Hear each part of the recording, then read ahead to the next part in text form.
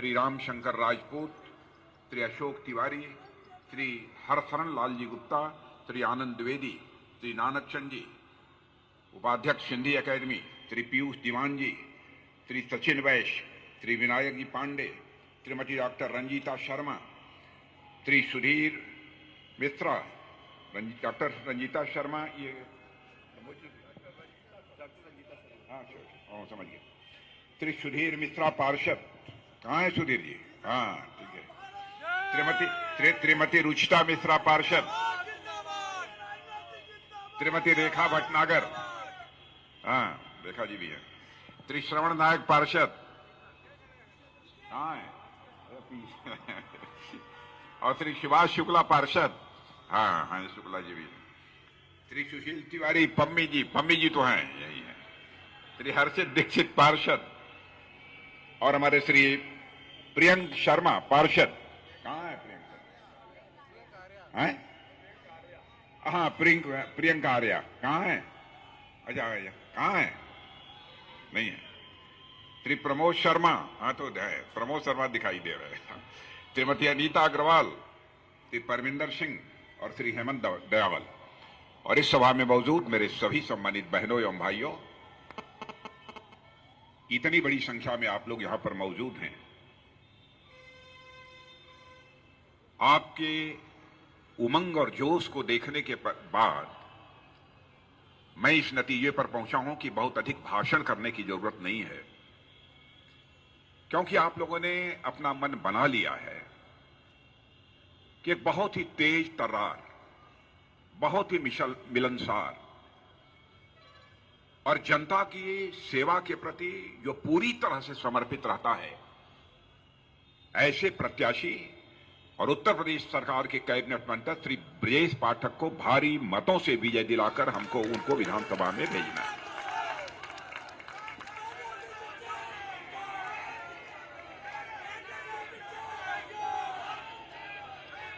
मेरे बहनों भाइयों, इसके पहले हमारे सुशील तिवारी, सुरेश तिवारी जी हमारे अच्छे कार्यकर्ता थे, कई बार विधायक के रूप में उन्होंने अपनी भूमिका निभाई है। सुरेश तिवारी जी के बारे में भी मैं कह सकता हूं कि कोई उंगली उठाकर नहीं कह सकता कि सुरेश तिवारी के दामन पर कोई भ्रष्टाचार की दाग लगी हुई। लेकिन भारतीय जनता पार्टी इस हिंदुस्तान की एक ऐसी राजनीतिक पार्टी है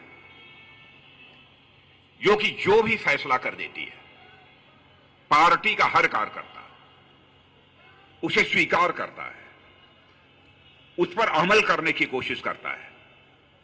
और मुझे यह जानकर बेहद खुशी हुई है कि सुरेश तिवारी ने भी उसी तरीके से जो पार्टी का फैसला हुआ उसको स्वीकार करते हुए आज पूरी ताकत के साथ फिर ब्रजेश पाठक के साथ खड़े हैं और पार्टी के साथ खड़े हैं।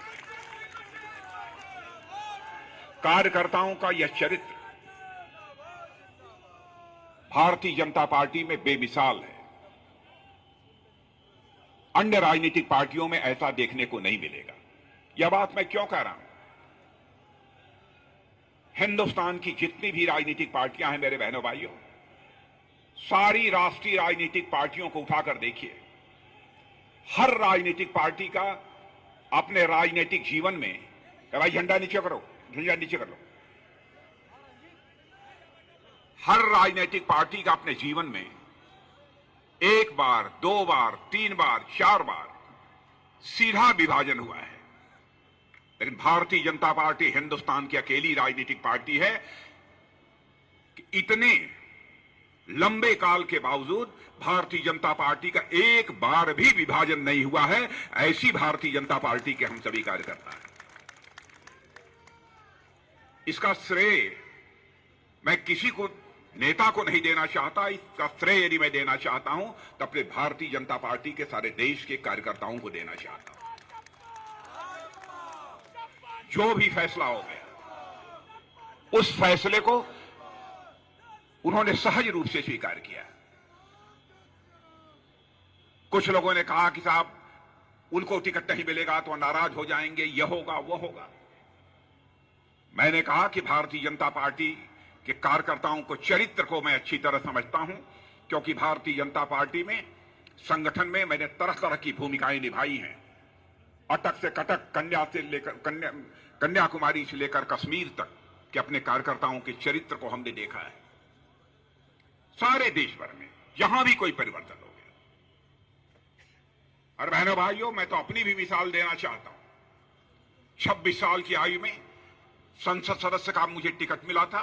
मिर्जापुर भदोही संसदीय निर्वाचन क्षेत्र से नॉमिनेशन हुआ था, अथॉरिटी लेटर मिला था।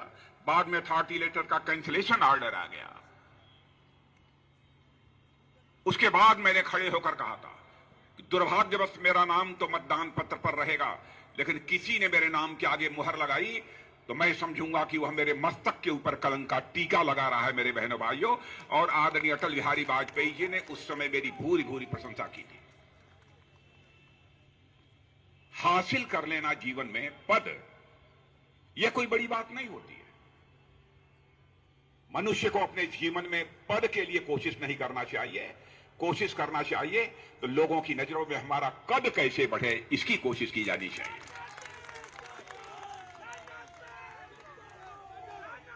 और कद और व्यक्ति का कद केवल पद से बड़ा नहीं होता है।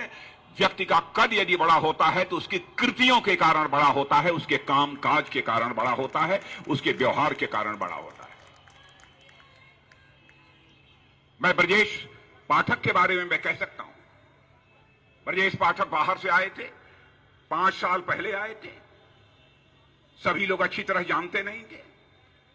विश्वविद्यालय में छात्र संघ के अध्यक्ष के रूप में उन्होंने भूमिका निभाई, लेकिन